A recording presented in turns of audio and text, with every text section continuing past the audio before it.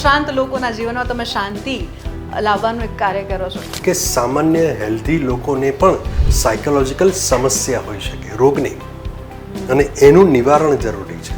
કોઈ પણ ક્વેસ્ટ બનસી હોય કે કોઈ પણ સવાલ હોય ને, એનું મૂળ જે છે ને ફિલોસોફી. ટેકનોલોજી સાથે જે રીતના આખું એઆઈ જનરેશન થઈ ગયું છે અને સાયકોલોજીનો બેઝિક મૂળભૂત મનોવિજ્ઞાનનો જન્મ તત્વજ્ઞાનમાંથી થયેલો. કારણ કે બહુ બધી એનર્જી તમે લો છો, Consume થઈ જાય. કન્ઝ્યુમ થાય ક્યારેક Right. અનકોન્શિયસલી આ થતું હોય. હું તો એને પ્રેશર કરતાં પ્રેરણા વધારે ગણું છું. ઝીરો નથી કરી શકાતું, પણ સ્ટ્રેસને માત્ર મેનેજ કરી શકાય. જેવું બીજાને સલાહ આપતો હોય મોટા ભાગનું હું કરતો હોઉં. જનરલી ડૉક્ટર માટે એવું કહેવાતું હોય કે એ ડૉક્ટર હોય ને ડૉક્ટરને જ પરણે.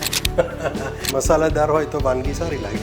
લાગણીના નામે લાગણીના ભારથી સામેવાળાને કચડી નાખવાનું, આ જ વાત. ધેટ ઇઝ વેર પ્રોબ્લેમ સંબંધમાં હાર્મફુલ છે આપણી સોસાયટી માટે, આપણા સંબંધો માટે, આપણા જીવન માટે. સૌથી મોટો જો દુશ્મન પ્રેમનો કોઈ હોય તો એ ઈગો છે.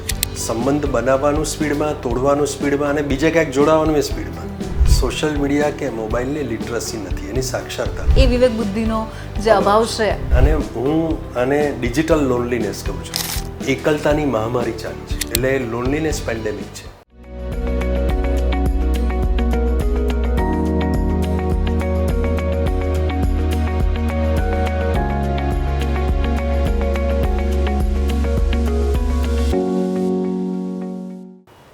નમસ્કાર, હું છું આપની સાથે બંસી રાજપૂત અને ફરી એકવાર લઈને આવી ગઈ છું અમારી ખાસ રજૂઆત સદાબહાર લમ્હે. મારા કાર્યક્રમમાં હું આપને અલગ અલગ જે પ્રતિભાઓ છે તેમની સાથે મુલાકાત કરાવતી હોઉં છું.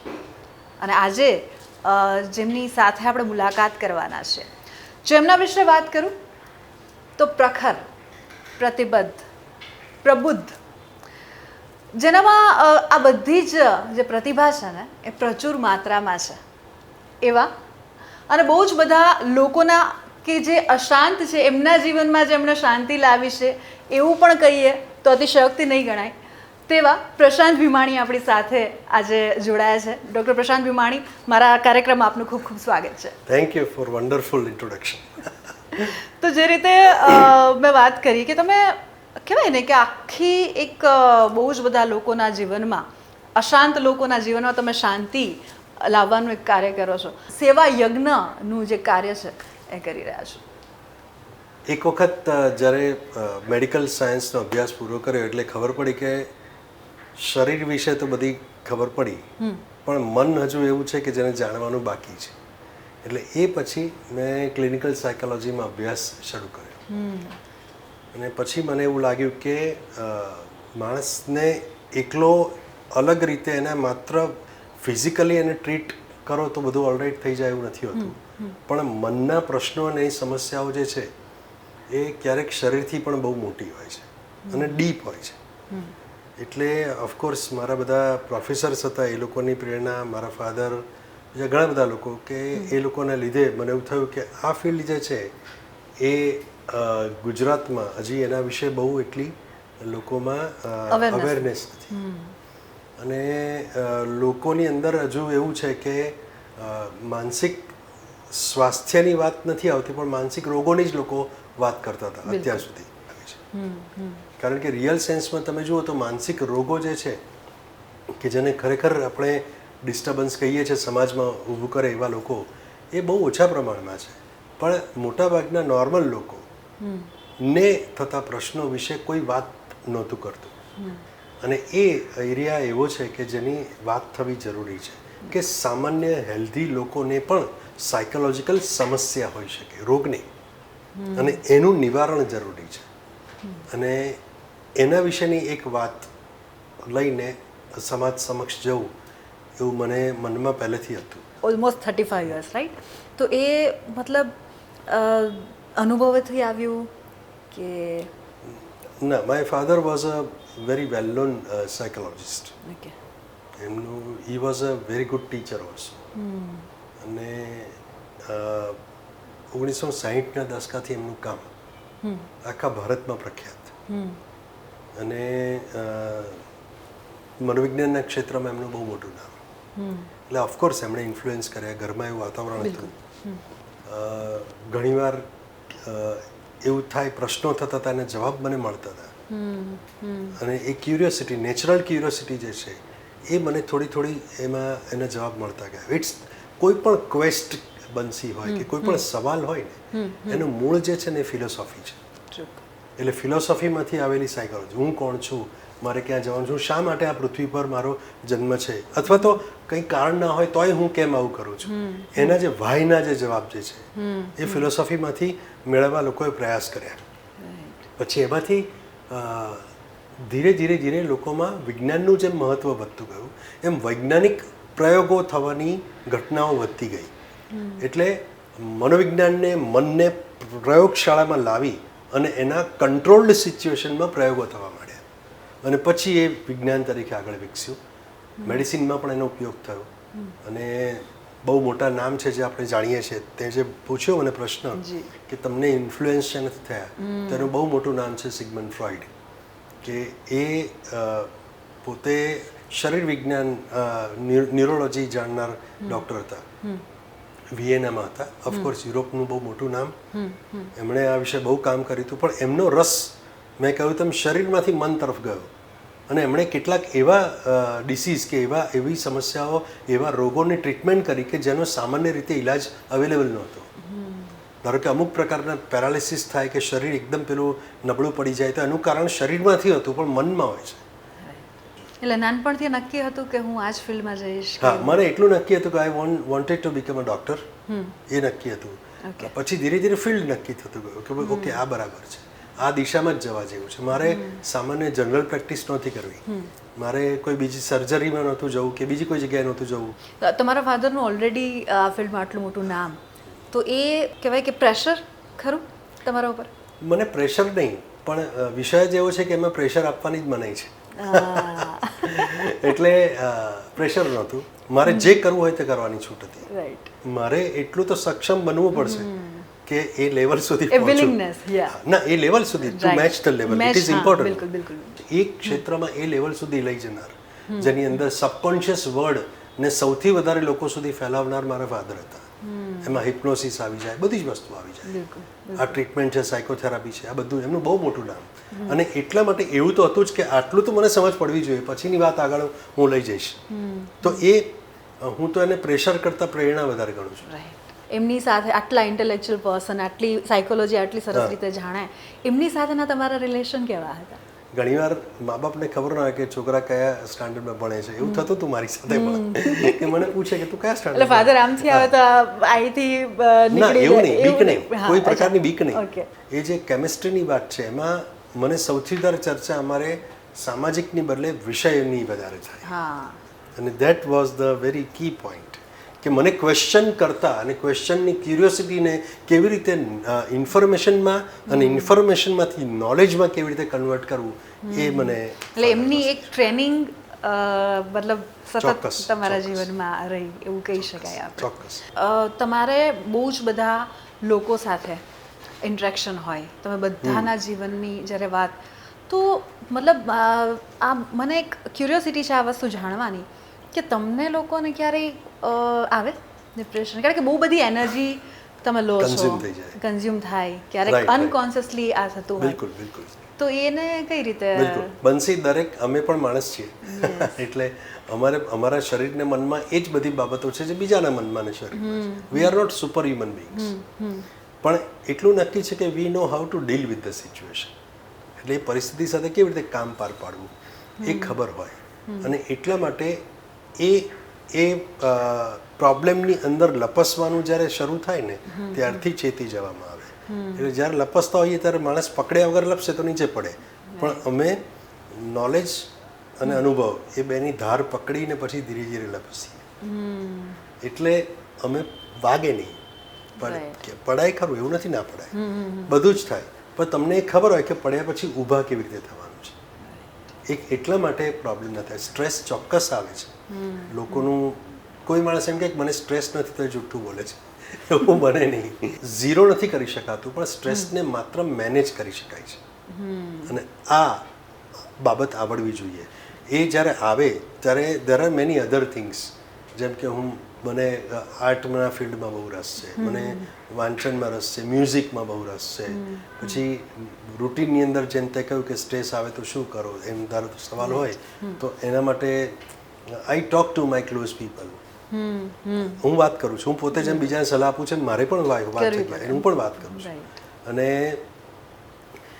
એની સાથે સાથે યોગ કરવાનું, રૂટીનમાં વોકિંગ કરવાનું, એક્સરસાઇઝ, આ બધું જ હોય. જે હું બીજાને સલાહ આપતો હોય મોટા ભાગનું હું કરતો હોઉં, તો જ હું સલાહ આપવા માટે સક્ષમ બનું કે આનાથી શું પરિણામ આવે છે. એ બહુ અગત્યનું છે. એટલે આ બધું કરતા જઈએ અને વી નો કે આ બધું જ ચાલ્યા જ કરવાનું છે. એટલે જેવી પરિસ્થિતિ, જેવો બોલ આવે એવો એને ફટકો મરાય. એટલે જેવું જેવું કહીએ છીએ, જેવી સલાહ આપે છે એવું જીવી પણ જાણીએ છીએ, જીવવા પ્રયત્ન એવો કરીએ છીએ કે જીવશે. જનરલી ડૉક્ટર માટે એવું કહેવાતું હોય કે એ ડૉક્ટર હોય ને ડૉક્ટરને જ પરણે. થોડી તમારી અંગત જવા માંગીશ તો કે એમ તમારા જીવન સંગીનીનો તમારી કરિયર કે તમારી લાઈફમાં કેવો રોલ, એમને કંઈ કહેવા માંગતા હોય તમે? બિલકુલ. આ બહુ ચર્ચા મેં આજ સુધી કરી નથી, તું પહેલી પૂછનાર છે એવી. પણ તને હું કહું છું કે એ ડૉક્ટર નથી. સોનલના ફેમિલીમાં બીજા બધા જ ડૉક્ટર છે, એના હસબન્ડ સહિત, પણ એ પોતે નથી. અને એટલા માટે જ એ કદાચ વધારે એટ્રેક્ટ કરી ગયો, એક વાત. બીજું એ છે કે એનો હવે તારે પૂછ્યું જ છે તો તને કહું, એનો ભાઈ છે, એ અમે બે સાથે ભણતા હતા. અચ્છા. એટલે હી વોઝ માય ફ્રેન્ડ. અને એટલે હું સોનલને એ જ્યારે 10માં હતી ત્યારથી ઓળખું. અચ્છા. અને એ વખતે એવું લાગ્યું હતું કે આ વ્યક્તિ પ્રેમ રસપ્રદ છે. Love marriage? Of course love marriage. Okay, બરાબર. અચ્છા, અમારા આમ તો જનરલી એવું કહેવાનું ના હોય, કારણ કે ક્યારેક ક્યારેક, પરંતુ અમારા શોના માધ્યમથી, કારણ કે તમે એવું કીધું કે પહેલી વાર તમે આવી રીતના ચર્ચા એમના વિશે કરી રહ્યા છો, એમને કંઈ કહેવા માંગશો? એટલે મારે સોનલને તો એટલું જ કહેવાનું છે કે thank you for Bing in my life and thank you for becoming my psychologist. To be very precise, she is very much neutral. જ્યારે મને કંઈક હું પૂછું, કંઈ કહેવાનું હોય, બહુ જ તટસ્થતાપૂર્વક જવાબ આપે. અચ્છા. આ ક્લિનિકનું મેનેજમેન્ટ એ કરે છે. બરાબર. અને મારું મેનેજમેન્ટ એ કરે છે. એટલે આમ તો તમારું નામ જ છે પ્રશાંત, પરંતુ તમારે વચ્ચે આમ મીઠા ઝઘડા કે એવું બધું થાય? હા, થાય. કેમ ના થાય? થાય જ ને. તો મસાલાદાર હોય તો વાનગી સારી લાગે.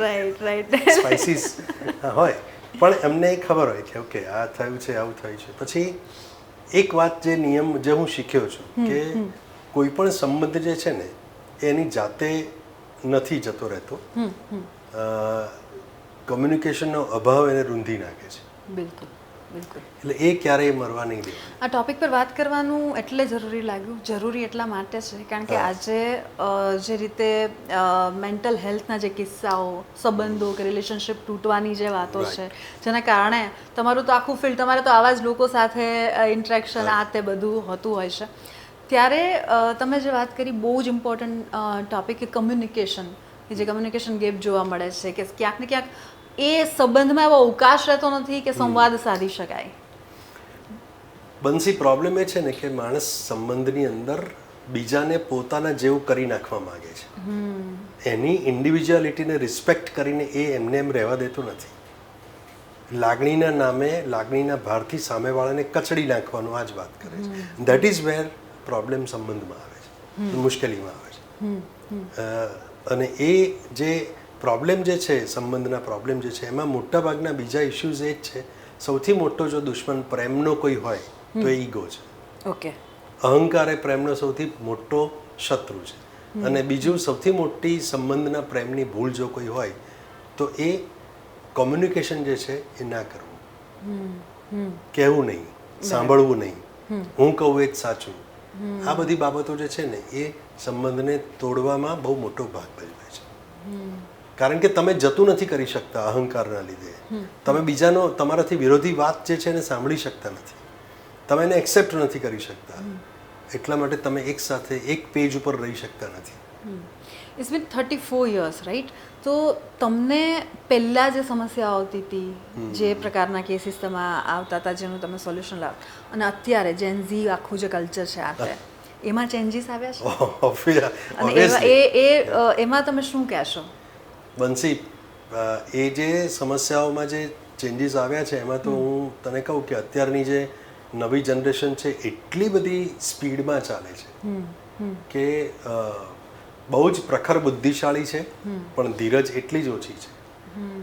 સંબંધ બનાવવાનું સ્પીડમાં, તોડવાનું સ્પીડમાં અને બીજે ક્યાંક જોડાવાનું એ સ્પીડમાં. એટલે આજે સવારે સિંગલ હોય, સાંજે કમિટેડ થાય ને કાલે ફરી પાછા સિંગલ થઈ જાય. એટલે મેન્ટલ હેલ્થને લઈને જે ઇશ્યુઝ થયા છે કે વધ્યા છે એનું આ એક બહુ મોટું એનું રીઝન કહી શકાય ને. બહુ મોટું રીઝન. અને સૌથી મોટામાં મોટું એનાથી વધારે સૌથી મોટો કોઈ શત્રુ જો કોઈ હોય તો એ છે મોબાઈલ. એ સ્ક્રીન ટાઈમ. છોકરાઓનો સ્ક્રીન ટાઈમ જેટલો એનામાં જે વધ્યો છે એના લીધે જે મુશ્કેલીઓ ઊભી થઈ છે. તમે સારું કન્ટેન્ટ ધારો કે જોતા હો, ધારો કે આ ઇન્ફોર્મેટિવ કન્ટેન્ટ છે જે અત્યારે આપણે વાત કરીએ છીએ, અથવા તમે ચૂઝ કરો કે સારું કન્ટેન્ટ મારે જોવું છે ને એની અસર જો તમારા મનને વિચાર પર થતી હોય તો બરાબર છે, તો ઇટ્સ ઓકે. પણ આપણે ઘણીવાર કન્ટેન્ટ જોતી વખતે એ ખબર જ નથી હોતી કે શું જોઈએ છે. અને એટલા માટે અત્યારની નવી જનરેશન માટે ઇરિટેશન, ધીરજનો અભાવ, ગુસ્સો કરી નાખવો, ડિપ્રેશન, એન્ઝાયટી, સંબંધોની સમસ્યાઓ, મા બાપ સાથેના ઝઘડાઓ, કરિયરની મુશ્કેલીઓ, આ બધું જ પહેલાં જે નહોતું એ બધું હવે વધારે જોવા મળે છે. એ તારા સવાલનો જવાબ આ છે. એટલે ટેકનોલોજી આમ જોઈએ તો આપણા ઉપર, એટલે આપણા સારા માટે છે, આપણને બૂસ્ટ આપવા માટે હોય, પરંતુ અત્યારે આપણા માટે હાવી થઈ ગઈ છે, આપણી જનરેશન માટે કહી શકાય કે આપણા લોકો, આસપાસના લોકો માટે થઈ, અને એમાંથી બહાર નીકળવું કેવી રીતે, કે ઓવરકમ કેવી રીતે કરવું, એ ક્યાંક ને ક્યાંક એ વિવેક બુદ્ધિનો જે અભાવ છે એ જોવા મળે છે. તો એવા લોકોને શું સલાહ આપશો કે એને કઈ રીતે આમાંથી બહાર કાઢી શકાય? અને છે ને અમારી ભાષામાં હું એવું કહી શકું કે લોકોમાં સોશિયલ મીડિયા કે મોબાઈલની લિટરસી નથી, એની સાક્ષરતા નથી, કે સારા સારનો વિવેક કે આ વસ્તુ મારે આમાંથી લેવાય ને આ વસ્તુ ના લેવાય એ નથી. એ એટલા બધા ડૂબી જાય છે એની અંદર કે એમને આસપાસના વાતાવરણનું ભાન જ નથી રહેતું. બિલકુલ. અને એટલા માટે પછી એ લોકો એમના રસ્તા પરથી ભટકી જાય છે. હવે એક જ વસ્તુ હું કહું છું કે મોબાઈલ આપણા માટે બનેલો છે, આપણે મોબાઈલ માટે નથી બનેલા. આ ફેક્ટ ક્યારેય ભૂલવું જોઈએ નહીં.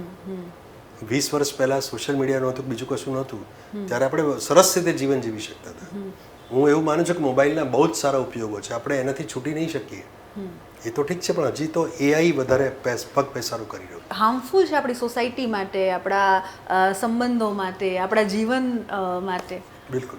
એવા લોકોને, કારણ કે ટેકનોલોજી સાથે જે રીતના આખું એઆઈ જનરેશન થઈ ગયું છે બધું જ ત્યારે, એટલે એની સાથે કામ પણ કરવું પડશે, એના વગર પણ નહીં ચાલે. તમે વાત કરી મોબાઈલની, પરંતુ મોબાઈલ વગર તમને કે મને ચાલશે તો નહીં જ.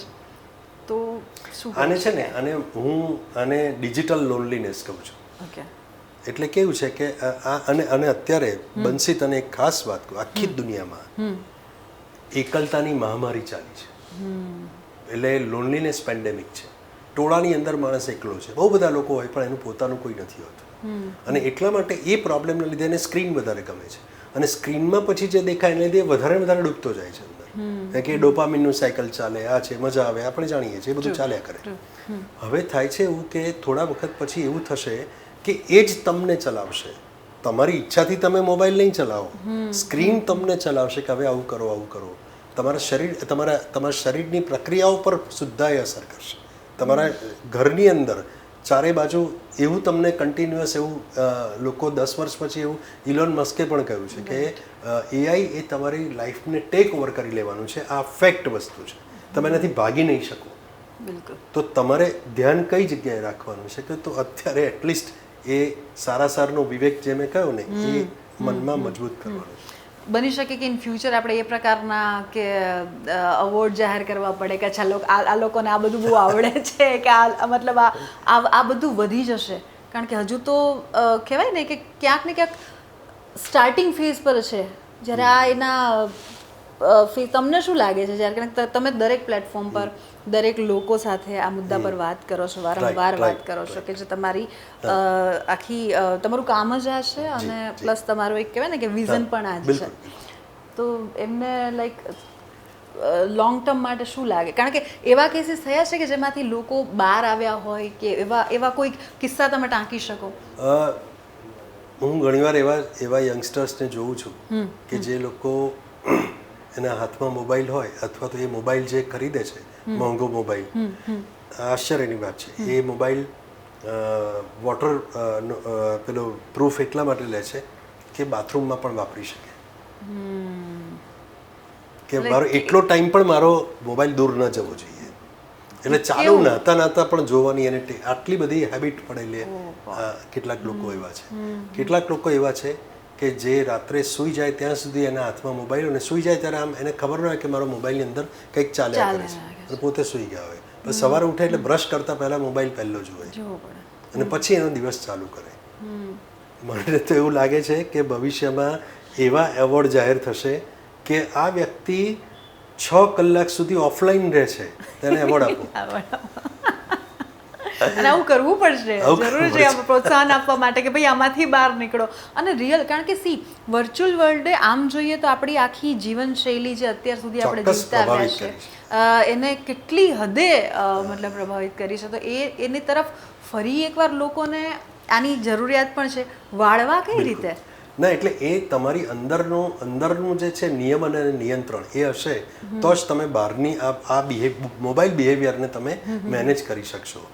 એક પણ વસ્તુ એવું સદંતર ના કહી શકાય કે સાવ બધું ખરાબ છે, ખોટું છે, નહીં ચાલે, એવું તો નથી, એવું છે જ નહીં. આપણે ઘણી બધી વસ્તુ આપણને, ધારો કે તમે જુઓ કે ગૂગલ મેપને કારણે કેટલા રસ્તા સરળ થઈ ગયા, કેટલી બધી ઇન્ફોર્મેશન આપણને મળી.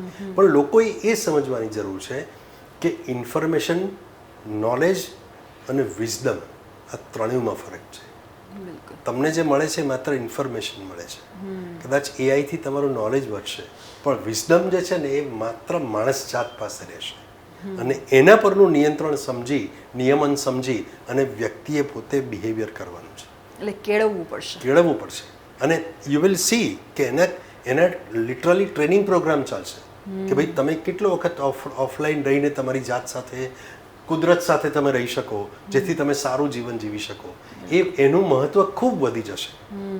અને એ આપણે આજથી વર્ષો પહેલા કહેતા હતા કે ભાઈ તમારા ફેસબુક પર 1000 ફ્રેન્ડ હોય પણ રિયલમાં 1-2 ફ્રેન્ડ પણ નથી હોતા. તો હવે એ 1-2 ફ્રેન્ડ હોય એવી ખબર જ લોકોને નથી. બિલકુલ. હવે તો એવું થઈ ગયું છે કે ફેસબુક પરના જે ફ્રેન્ડ છે એ જ મારા ફ્રેન્ડ છે, જે સોશિયલ મીડિયાના ફ્રેન્ડ એ રિયલમાં ફ્રેન્ડ એવું થોડા વર્ષો પછી. કારણ કે કદાચ ગ્રુપમાં બેઠા હોય તો બી બધા જ મતલબ પોતાના ફોનમાં હોય. એટલે આ તો, અને આવા અને કેવું કે માતા પિતાએ પણ શીખવું પડશે, બાળકોએ પણ શીખવું પડશે. કારણ કે ક્યારેક નાના બાળકોને અત્યારે તમે જો સોશિયલ મીડિયા પર કે લાઇક્સ, કમેન્ટ, એના માટે ઇન્ફ્લુએન્સર બધા નાના બચ્ચાઓ બની ગયા છે. એમની સોસાયટીમાં એટલે કેટલું ગંભીર કહેવાય કે એમની તમે અમુક અંગ ભંગીમાં જુઓ ને તો તમને એમ થાય કે આને આ પ્રકારના એક્સપ્રેશન આપણને ક્યારેક એઝ એન એડલ્ટ પેલું થાય. એટલે આ બધું કેટલું હાર્મફુલ છે. અને એ લોકો કદાચ આ કેવું છે, કહેવત ગુજરાતીમાં સાદું છે ને કે જે વાળ્યા ના વળે એ હાર્યા વળશે. એટલે એમના પોતાના જ ભારથી આ બધું પડી જશે. ધીરે ધીરે લોકોને એનો અહેસાસ થશે કે આ આટલું બધું ભયંકર થઈ ગયું, હવે એને ઓછું કરો, બંધ કરો. કારણ કે એ વખતે એ બહુ મોડું થઈ ગયું હશે. કારણ કે મેં કહ્યું ને, આર્ટિફિશિયલ ઇન્ટેલિજન્સે દુનિયાને કવર કરી હશે. જનરેટિવ એઆઈ છે, તો એટલું બધું આપણી લાઈફમાં આવવાનું છે કે આપણે કલ્પના નહીં કરી શકીએ. એટલે એ વખતે આ જે રિયલ મોરલ વેલ્યુઝ છે એ હશે તો ટકી જશે માણસ. બીજો એક મહત્વપૂર્ણ મુદ્દો મારે ખાસ અહીંયા તમારી સાથે ચર્ચા કરવી છે કે છેલ્લા ઘણા સમયની આપણે વાત કરીએ તો આ social media influencer and all, એમના ડિપ્રેશનમાં જવાનું, સુસાઇડ કરવાના, આ પ્રકારના કિસ્સાઓ. કારણ કે બહુ ઇઝીલી તમને બહુ જ ઘણી બધી વસ્તુ ફેમ મળી જાય છે, પણ પછી એને કેરી ફોરવર્ડ કઈ રીતે કરવી કે એ અલગ પ્રકારનું એક પ્રેશર અત્યારે. અને એટલું ઇઝી છે કે બધા જ અત્યારે એ પ્લેટફોર્મ પર હોય છે. તો એને માટે શું કહેશો? સોશિયલ મીડિયાના પ્લેટફોર્મ પર હોવું એ બિલકુલ ખરાબ નથી. ફરીથી કહું છું, એમાં કોઈ જ વાંધો નથી. પણ તમારે માત્ર એટલું જ વિચારવાનું છે કે તમને બધું જ પીરસાય છે, તમારે તમારી પાચન શક્તિ પ્રમાણે તમારે જમવું પડે. તમને ખબર હોય છે કે આ મારાથી ખવાય છે ને નથી ખવાતું, તો હું અક્રાંતિની જેમ ખાખા જ કરું, મારો સ્ક્રીન ટાઈમ 8, 9, 10 કલાક થઈ જાય ત્યાં સુધી મને ખબર જ ના પડે, તે નુકસાન જ કરવાનું છે. બિલકુલ. આ બાબત, આ તથ્ય લોકોએ આ વસ્તુ સમજવાની જરૂર છે. હવે તમે લાઈક ઓવરઓલ, છેલ્લો સવાલ હશે મારો આપને, કે ક્યાં મતલબ જુઓ છો, શું જુઓ છો આગળ, તમારે હજુ તમારું વિઝન શું છે? હા, વેરી ઇન્ટરેસ્ટિંગ ક્વેશ્ચન બંસી.